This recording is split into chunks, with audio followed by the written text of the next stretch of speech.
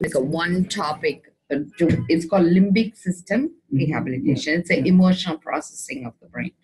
So, like we watched a video last week. I showed you, right? Like it's not what is being said. It's how you feel about it inside that creates more of an issue. So, one of the things that I'm hearing after we spoke is biggest stress for you is finance, right? In the moment. In the moment. Yeah. But what is number one issue that's bothering you and making you feel you're not enough? Loss of ability, memory, self-esteem, self-worth, those kind of things, you know. So you see, last week the way I heard it was I didn't have enough money, that's why I'm feeling stressed. But so that's very nice. So you have shifted from there, right? Like, so you have shifted from there, which is nice. So you're not really saying that's not the reason. Oh, that's not, no. So that is amazing. Like, see, even to get that space in you is a shift. Remember, like, even though you said it didn't work, you have shifted already. Right? So that's a very interesting space. But this week you're saying you're creating self-doubt and you are not able to come up with a way to identify what is the value you're adding to yourself, right? So that's the way I'm hearing it. And I have a trainer for me, my sponsor, he calls it SDHD, self-doubt, self-denial, self-hatred, okay? And I'm going to give it in two different ways so you can relate to it. The thing is, whenever we are giving a word to ourselves and we break that word inside, we cannot trust us. That creates the ability to doubt ourselves. So when somebody says, I am going to do this for you, because we already failed us, we project it on the world saying, I don't trust him. That's because internally we broke our word. See, it's not about the world. It's about our inner world, how we treat inside. And if you cannot keep your own word, it doesn't matter whether the world is right or wrong. You're going to doubt them. It all comes from, it's, even though it doesn't make sense, like it's actually the other way around, which is very interesting. Like I never even thought of it that way. So giving a word and keeping a word is very, very important. And even though it appears as though like I'm hearing your story and because I know that golden sign and stuff. So like kind of feels like the other person is putting the burden on your plate now. But remember, that is indirectly for us to wake up and say, oh, I did the same thing to the other person. So the way to, so what happens with this, when you start with self-doubt, then the second thing is, I hate myself for doing this. So you go to SDH, hatred. And when we hate ourselves, we project another person doesn't like us. So then the third level is self-denial. Because I did everything wrong, I'm going to be allowed myself to be punished. So we don't stand up for our rights and we let another person take advantage, because that way we can really feel humbled inside. So like it's a sabotage after sabotage after sabotage, right? So to overcome this, right? Like it's a very simple formula. It's so after hearing all this, today morning I woke up, I was freaking out about not having money. And I told you, right, I am on mass health now because I'm so broke. I went and got my mass health card. Somebody was saying, a doctor on mass health, it's hilarious. Aren't you being flooded with the people from HKD? Yeah, but the government doesn't pay. See, the thing is, 3 years I have been bankrupt, right? The government, instead of supporting me, they said HKD took money from the government, so they penalized me And I had to pay government $12,500 to get out of there. Wow. And otherwise they said they wouldn't allow me to practice. So not only I'm broke, I'm paying the government. It's the other way around. So like I am never able to get ahead, like I'm always like coming up short. Like, so I'm just keeping it going. Like whole month of December I didn't earn. But the thing is, the money kicks in later. See, I'm starting a new business. It'll take like a year. Yeah. So like I'm like, it's like starting out. It'll just like when you finish the school and you're starting over, right? And so like initially I was like panicking, and today morning, like, and then afterwards I said, I'm going to kick myself. I said, I'm not going to get into that sinkhole, like I'm going to, because money is an imagination. Because even in the $1, it says, I owe the debtor this much, right? Have you seen the currency notes? Yeah. So it is not a money. They just give you a paper says, I owe this debtor. That's true, but if you don't have that piece of paper to transfer for your rent and your fuel and your rent and your practice and your this and your that, where are you? What happens? So I know, but like what I'm saying is I'm running my credit card. Like I feel, let me keep going. One day it'll keep kicking. But the problem is by me see, everything is a projection. Remember, if I imagine I'm rich, I'm very, very happy. I don't even have money. Do you think rich means I'm like doing anything? It's like all in the state of mind I'm holding myself. You understand? Yeah. So by projecting that something is not right, I'm going into that miserable state, and I don't want to be. Well, yeah, sure. So like, I can either do it this way or the other way. And I felt, let me just deal with it today. Mm-hmm. Today, if I have enough money to go to McDonald's, if I have enough money to go to the Donut, I'm happy, right? Like, so I am going to keep it simple. And that's what I'm going to offer to you. Mm-hmm. Because by complicating and projecting, we make it very, very complicated. My life is not that complicated. I need to worry until I pay the rent for this place for the month end. Yeah. For another 2 weeks, I'm good. And I need to catch up with my billing. Like, like even like the imagination, okay, I'm caught up with my paperwork, would be fine. But that is the overall idea of HDHD. But I'm going to tell you, how do we influence these thinking, SDHD, the formula, right? The formula to reset is actually we talk from our belly. Remember this. I was told that 70% of your neuroreceptors are in your gut. When you think neuroreceptors, you think in your head.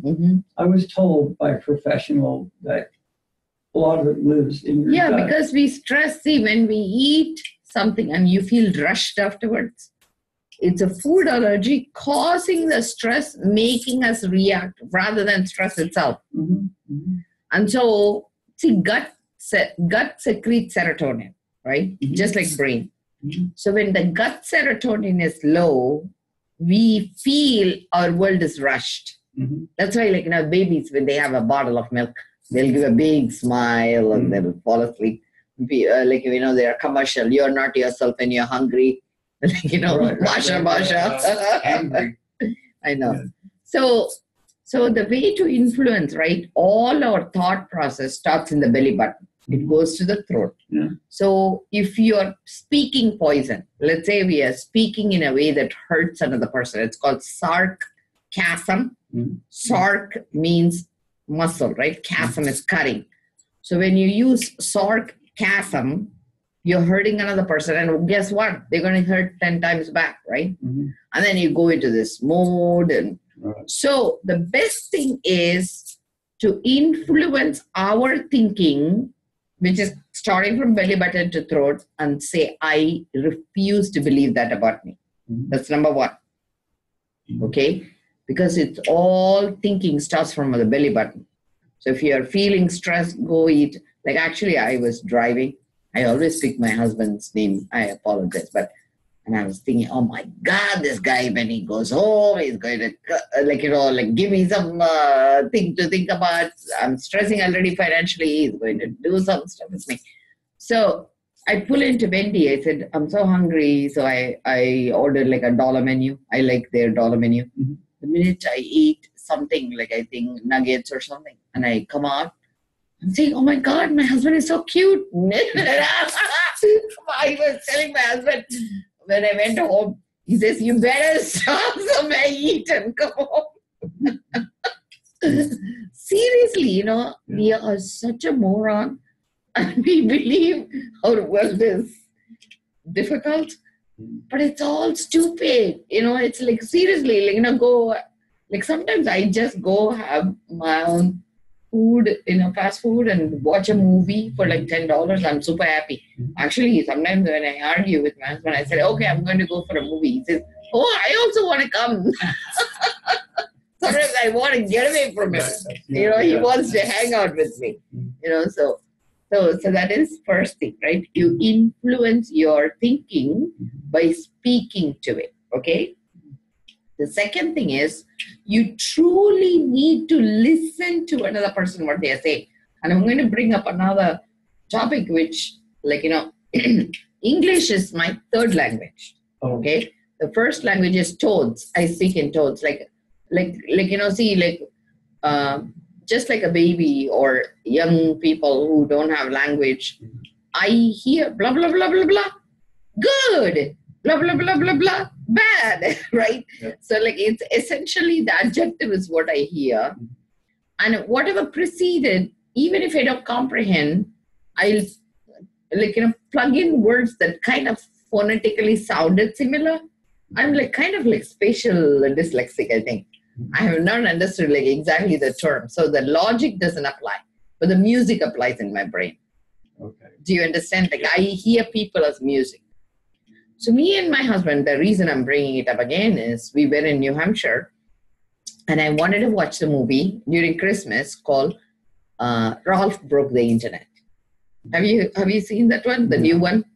He goes into the internet and he breaks it and he figures out how to get around. There's a new movie. So it's a Disney movie. I really want to watch it. So I wanted to watch it. So I was telling my kids, I want to watch Ralph the Internet. Nobody wanted to watch it with me because that's the only movie I understand. They wanted to watch a horror movie. And I hate horror movies. I don't like horror movies. Yeah. It gives me anxiety. GZBZ or whatever the Shrek calls it, right? Yes.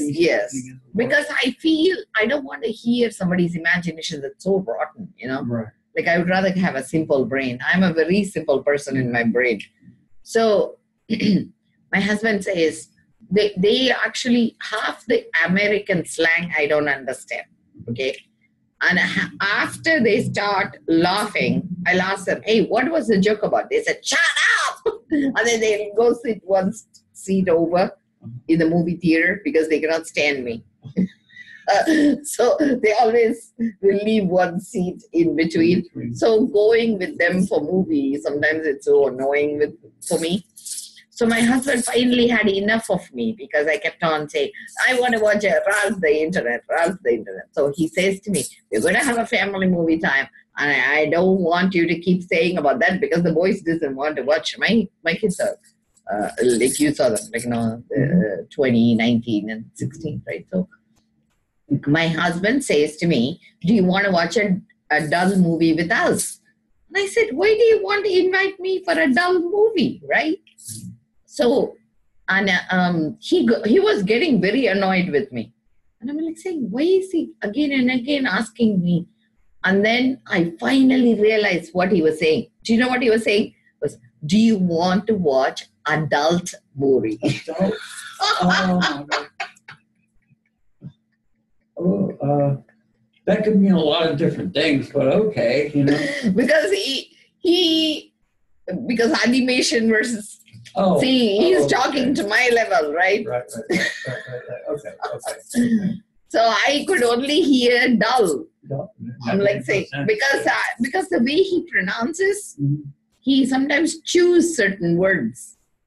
That's typical in Massachusetts. They call it shishta, what is, like, remember that Massachusetts has a big slang. Oh, yeah, definitely. Yeah, talk to Todd. Yeah. So they don't like, they chew up the last part of the word. Ours, yeah. So I couldn't hear what he was saying, even though we have been living together for 20 years. Like, I feel sometimes. Do you not communicate in the same language?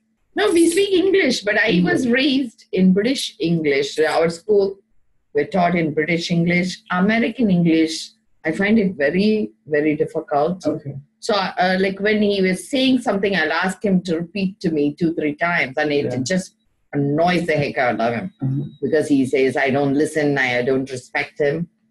And it's not because I don't respect him. I totally don't understand him. Because English is not my first language. So I have to translate it. I spoke Tamil, and my husband was so scared I would turn my kids against him.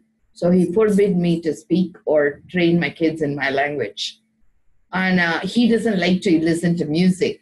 So I literally have to translate his tones to nearest possible English language and translate it in my brain, what it means in America, right? Like, see, initially, right, you wouldn't understand because you don't understand the other part of the world. When I ask him, Keith, I have this problem. Today I had a conversation. I have a problem with the internet. So I would do it this way, he will tell me. I would call the AT&T and I'll have them do this. So I assume that's what he's going to do. That's not what he's saying. What he's saying is, if I were you, you have to do this. He's telling you what to do. What to do, but he uses a different way. And if I tell him, hey, I think you should do this, he say, you control me because you told me I have to do this. Guess what? You're not getting it done. So wait till tomorrow. So he will take it as though I'm controlling him. So I have to really translate to, okay, I want him to help me with the Wi-Fi. So I have to rewrite it saying, Keith, I need your help. Would you help me, please? Because he wants it to be formal.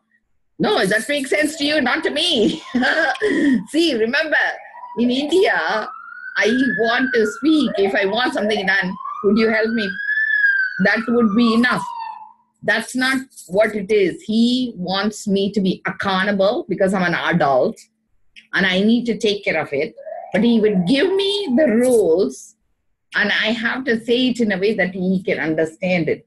So not only I have to figure out how to communicate with him, but I have to translate what his brain can comprehend, but what is the result I want. Do you know how exhausting it is? That sounds like a communication gap. No, it's not even communication. It's a culture. See, the problem is it's culture, and he doesn't want. I told him, Keith, I said, why cannot you at least try to understand my point of view? And he told me, I didn't get married to you to live your rotten life. I got married so I can have a better life. Sure, a good life together.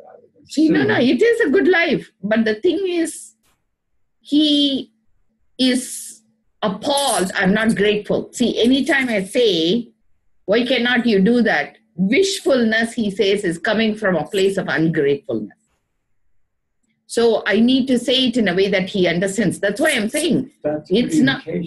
No, it's not. See, the reason is you're hearing me from judgment, right? You're hearing me, something is wrong. I'm not saying something is wrong. What I am saying is, if you don't understand people and listen from my space, I would be ungrateful.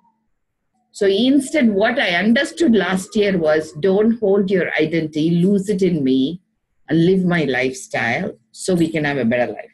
And now, when I go home, I don't even use my brain. I just listen to him truly what he's saying. What he's saying is, hey, can you fix your own problem so I don't need to stress about you? So he's saying it in a way, but he's using words that is like disconnecting me, but actually he is connecting me. But to connect with him, I have to think like him. And to think like him, I cannot have my own identity. Sounds like a lot of work. That's where I am teaching you. I'm saying the stress in life is because we are not truly listening to each other. See, what I am trying to get at is, it doesn't matter. I'm supposed to be educated, right? My husband is supposed to be educated. We are supposed to have our life together. After 20 years, we are still doing it. Do you think you are better off? Like I'm saying, stress is an imagination. Oh, yeah. So if you listen to another person, you can influence them. But if you're not listening, coming from your space, you will never, ever get along with people. So the first thing is to understand what is their lingo, what is their communication based on. And I feel once you talk like that, they will hear you better. They will do what you want. That's the reason I'm saying it this way. Even though it looks like a roundabout way, I'm like coming to your problem. Do you understand, or I lost you? No, I'm taking it all in. Yeah. You need to process it, because the first thing is, like I said, our thoughts are starting in the belly button, right? So we need to be able to influence us, right? The first thing is we need to influence me.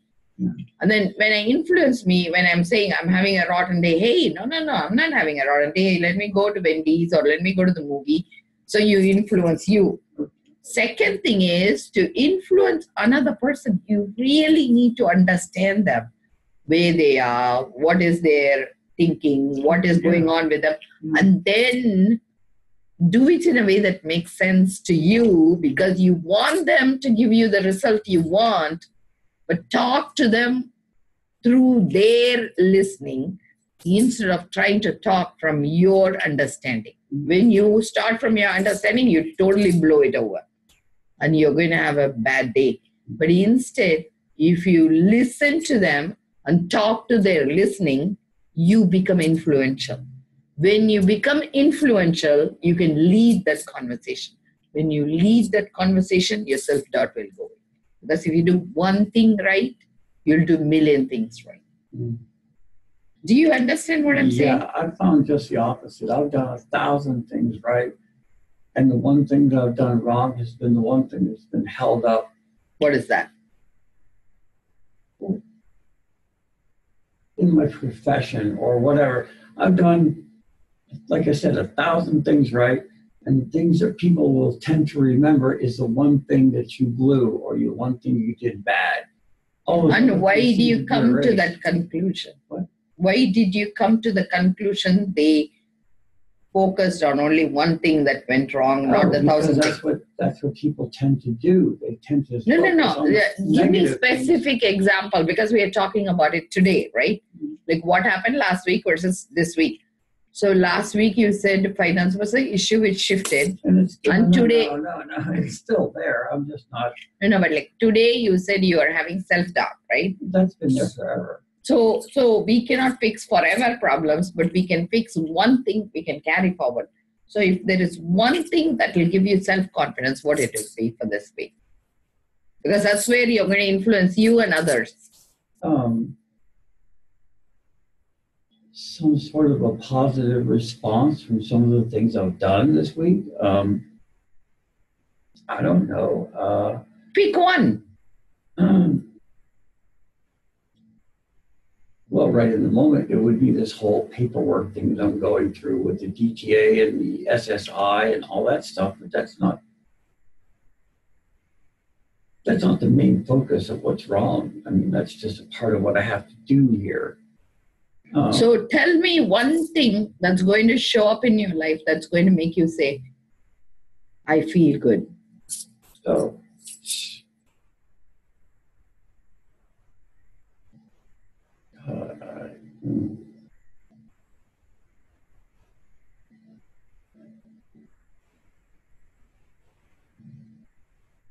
yeah, that's a hard question to answer. So instead of that way, what is one thing you're grateful for?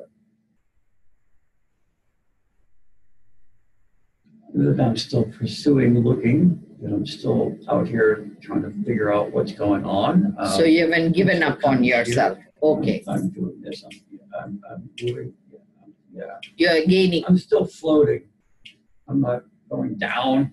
I'm not going up. I'm still floating. So you made progress from last week to this week, which is like catch up with your paperwork. That's number one. Yeah. So you feel little peace that you are ahead of that. I know that I've done what I was supposed to do. Yes. Now it's a matter of the universe. Okay. Yes. So similar to like how last week the paperwork was, what is one thing you can do to get you ahead to the next level this week? One thing. Just pick one thing. Because sometimes if you just keep your focus on that goal, it will move you to the next level. Mm-hmm. So what would be the next, like think of it like a mini golf, right? You're in the next area. So what is the next goal? Tomorrow I have to go to a Social Security appointment and see what that is all about. I have no idea what they're going to say, what they're going to do, but I know I have to make that appointment at 11 tomorrow, and I will make it. And then see what they have to say. And in some way you feel you will get like some financial reimbursement. Like what is the agenda? Like what would it mean to you?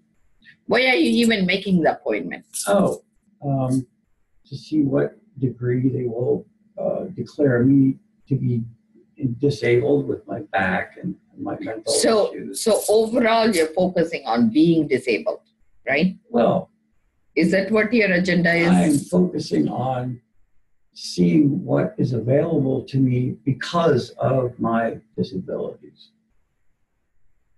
So you're looking to get the reason is you want money from the government, right?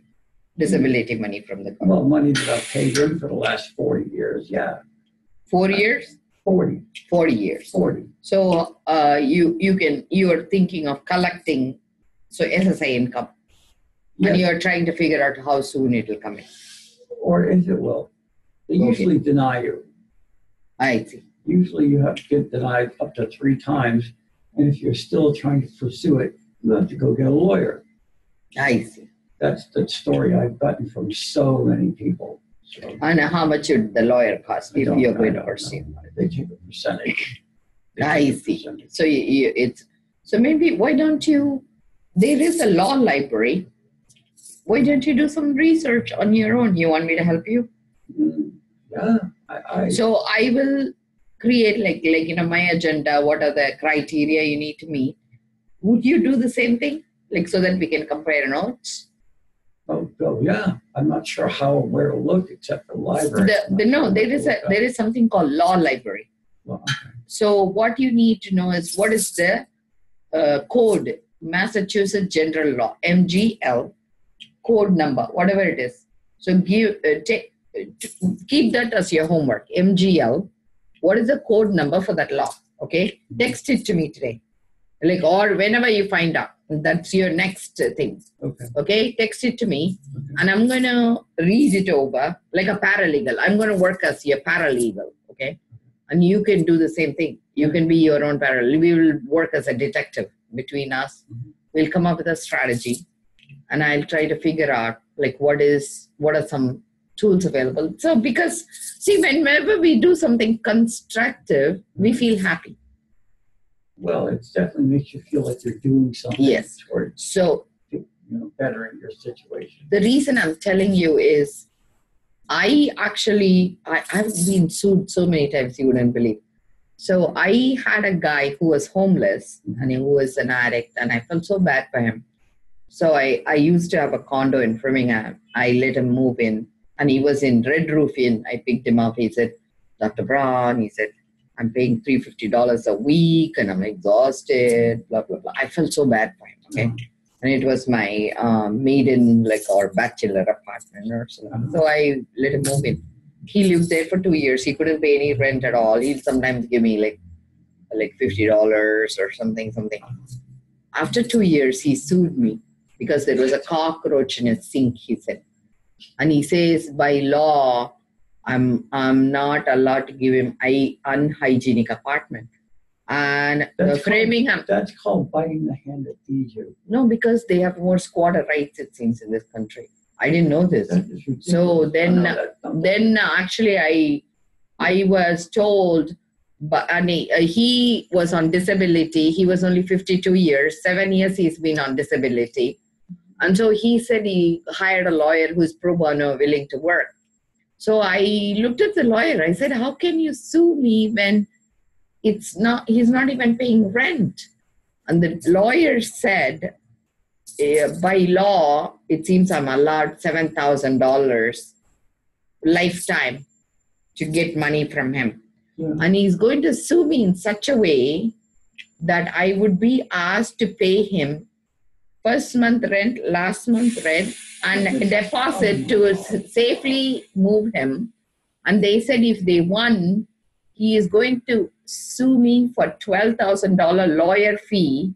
So total, whatever it is that works out to, even if they pay out $7,000 for my rent owed, they'll make money.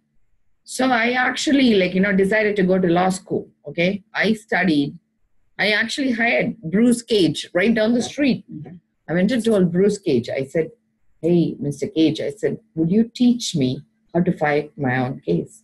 He says he'll charge me $150 per hour. I said, "Okay, give me 3 hours every week, 3-week course." I did. You know what he did? First week he said, "I'm going to give you 25 pages, evidence number 1. He printed 3 copies. He says, go collect all these evidence. Evidence number 1, each stack you need to put in this many papers. And then evidence number 2. So total 25 evidence. And for that, he charged me $150 to print evidence number 1 to 25, 3 copies each. And he gave me an assignment. And then he told me what I need to do is that lawyer sent me a letter, MGL, this is what I violated and stuff. I need to study that law and use the same words, except my response would be a little bit different than them. So that's how I learned my law. So I did that. And then so I did evidence number 1 through 25. Okay. Then the second week, he said, I need to make 3 copies of these, 1 for me, 1 for the opposing attorney, right, 1 for the judge. Okay. So that is week 2, $150. Third week, he told me, how do I do my opening statement? He said, because of his Sloven lifestyle, there was cockroaches. And I have proof when I gave the apartment to him. The apartment was in good condition. I was renting for Section 8. And so then I finished, right? I gave him $450 check. He says, oh my God, you cheated me. He says, I should have charged you $2,500.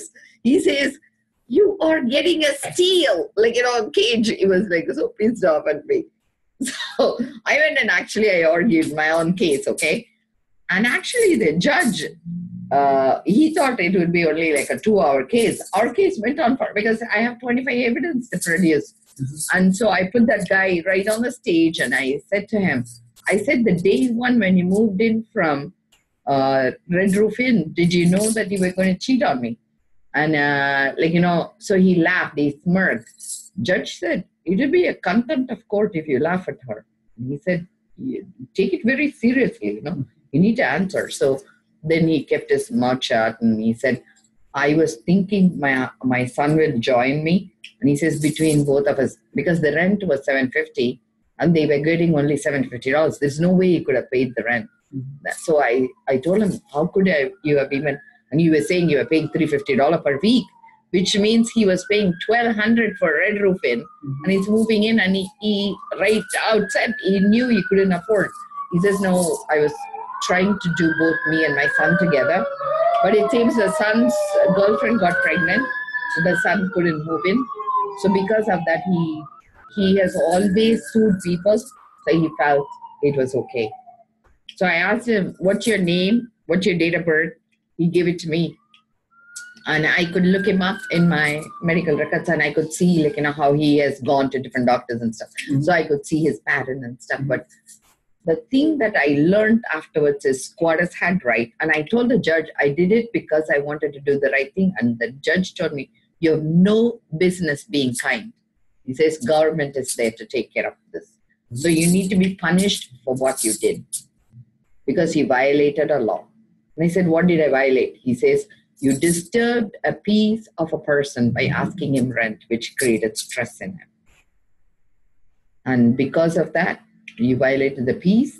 But he argued I gave him a rotten property. He says, no, that was not a problem. And he said, the other thing he said was that I had intentions that was incorrect and the judge disagreed. So 2 points I won, 1 point he won. What is it called? Peace. Like I violated his peaceful time in the place. And because of that, I didn't ask for financial ramification. And because it was a defense, they actually granted him, because of the 3, 1 he won, like 2 I lost. And because of that, I had to pay his first month, last month security deposit, even though I didn't collect, because that's what safely will get him out. And they said, the lawyer said, out of kindness, he will let him live for 6 more months. And he wouldn't go after. But if I ever go after him for the money owed, I would have to pay them 12,000 minus 7. So like, meaning like, this is all ridiculous. I actually sold the property afterwards. But the thing is, what I'm saying is, trying to be kind doesn't work in this country. Doesn't seem so. But that doesn't mean I didn't gain, because he taught me the best lesson, how to be my own lawyer. So I never ever worry anymore, because once you get sued and screwed, you are such an expert. So that's what I'm bringing to you. Be a paralegal. And I understood step by step how to do it, because I asked him, how do you guys come up with all this? Lawyers don't make the law. They interpret the law. So they read what is it, what you violated, that's all. So like I told him, hey, that's brilliant. So MGL, I had to read. So that's why I'm saying you need to figure out what is Massachusetts General Law for disability and what is the area you are looking for, and we will work together. See, the thing is, once you understand, it gives you power. You're coming from a space of fear, right? Like, how am I going to navigate this? What are my choices? Right. And you are feeling stuck. What I'm saying is, don't look at the door. Maybe there's an open field on the back. Like, maybe your whole back door is wide open. You're looking at the front, but you're not paying attention to the patio and how you can get out. So we are going to work on that. That will give you, see, that's what I felt when you hire a lawyer. What it gives you is somebody's working on my behalf, and I'm at peace. An advocate of such. Yes. So that's what I'm going to be for you. Yes. So that gives you immense strength. It's like, my father says it another way. It's like having 1,000 elephants walking next to you, right? Like, that's all you need. What you need is a little bit confidence, saying somebody's watching my back, right? I'm going to be your marshal. I'm your, what is it called? Got your 6. I'm got your 6. Have you read that website? Got your 6? I'm not. Oh, you don't know? Okay, in Army, the pilots will be driving, right? There is always a marshal in the plane, and he'll watch his back. They are called got your 6. Okay. Meaning your 6 o'clock position is taken care of. Behind. Yeah, directly behind. Behind. So they watch your back, so you can do what you need to do. So I got your 6. Okay. So you keep piloting your life, and I'm going to be a marshal. Okay. Actually, there's a website called Got Your 6. You should take a look at it. It's a very famous term in Army. I fell in love with the term. Got your 6. See, got your 6. Is the 6? Huh? Okay. Well, okay. I'll look. I'm going to charge it. Your 6 Army. Your 6. God, your 6. Got it. No, got G-O-T. Got your 6. And the website is called GOTYOUR6.org. So got your 6 is actually an Army.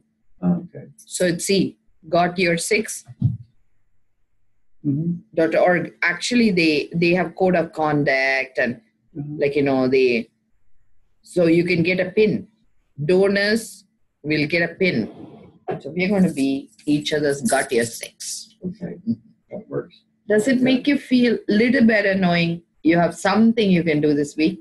Yeah, absolutely. So what you're going to do, again, to reiterate, your homework is you're going to figure out the MGL, Massachusetts general law for qualifying for disability.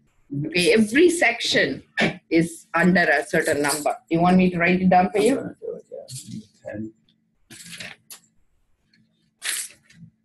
So I want you to figure out what is MGL for disability, and we'll work from there. Okay. Once you understand this, you can help another person. Next time you're going to make a commitment, you're going to say, you know what? I'm going to say, hey, this is the guy who you go to. So it's called MGL, Massachusetts. And everything is online. But you can go to the nearest law library and I need to find out disability law number. So then we are going to both read, and in that we are going to take out the essence of what applies to you, and we'll draft a letter. Does it make sense to you? Yes. Okay. So that's what you and me we are going to do. That's your assignment and my assignment too, because it is so much fun, if you do it the right way. Yeah.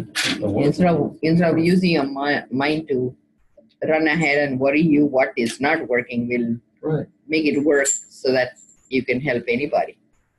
Because it might help your daughter too. True that. Now, my initial meeting tomorrow, I'm wondering if I should say to them, listen, I've been told that you people, and they always deny the first request. See, the thing is, you never want to start a conversation with what's not working. So you always want to give them, because it's not the government, it's the people behind the government. You should watch Zootopia. Have you watched Zootopia? Animation movie? Yeah. The people, it's an animation movie, Zootopia. The people behind registry are all sloth. The sloth is running. Yeah. So, I know. So when you go to the Social Security, you don't want the sloth to be so activated, right? You don't want a reaction from them. So the first thing is say, I heard very good things about you. Mm-hmm. And I heard that whatever I need, you're going to be able to help me.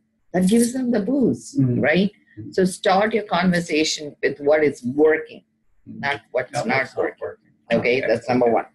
The second thing is, keep your goals straight. What is it your goal? I want to be coming to a space where I can collect money from government. What are my choices? Mm-hmm. Keep it open, They would give you something you never even thought of. That's true. So maybe I worked 40 years for the government.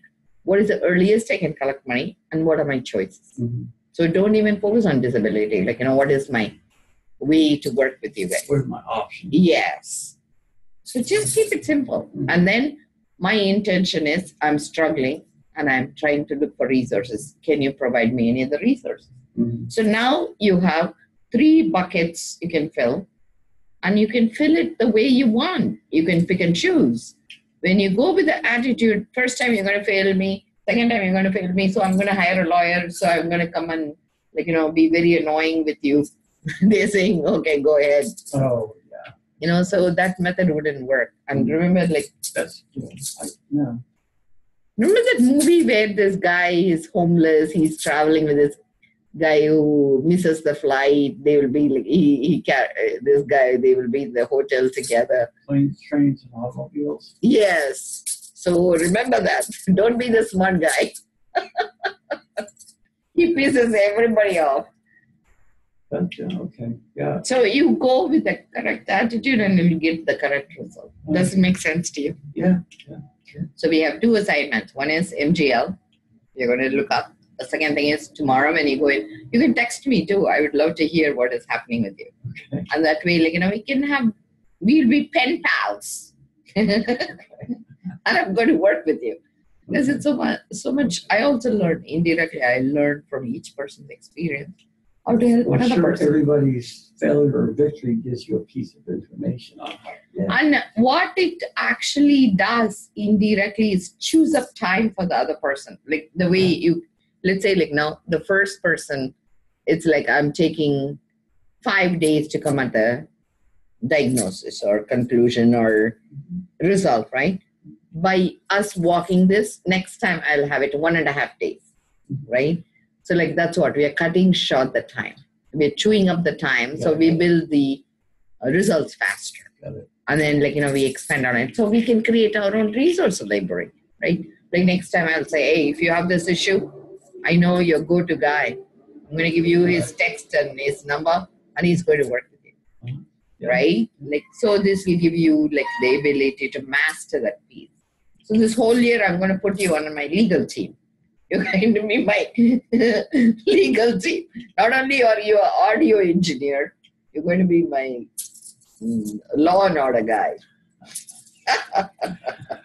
Okay, we'll see. Does it make sense to you? Yeah, I think this is great. Gives me something to concentrate on. Gives me something to focus on. Yeah, that's good. And we'll build on it because it's once we have an agenda that is really helpful for us, we will put our heart and soul to it. And it is a passion. It's not about money. Nothing in life is about money, believe it or not. It's all about doing the right thing.